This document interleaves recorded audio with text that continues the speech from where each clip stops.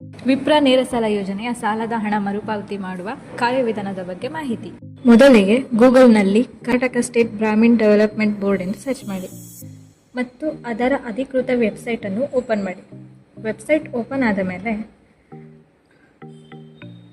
ನಿಮ್ಮ ಸ್ಕೀಮ್ ಆದ ವಿಪ್ರ ಸ್ವ ನೇರ ಉದ್ಯಮ ಸಾಲವನ್ನು ಕ್ಲಿಕ್ ಮಾಡಿ.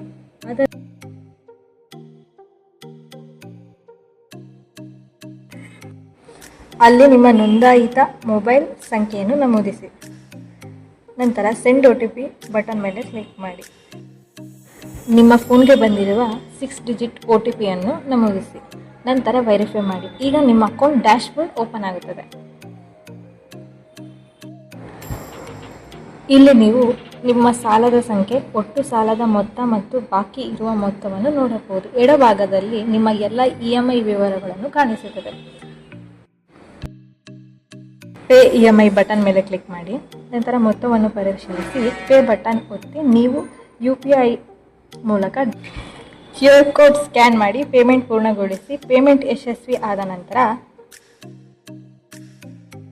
ಮಾಸಿಕ ಕಂತುಗಳ ವೇಳಾಪಟ್ಟಿ ವಿಭಾಗಕ್ಕೆ ಹೋದರೆ ನಿಮ್ಮ ಸ್ಟೇಟಸ್ ಸಕ್ಸಸ್ ಎಂದು ತೋರಿಸುತ್ತದೆ.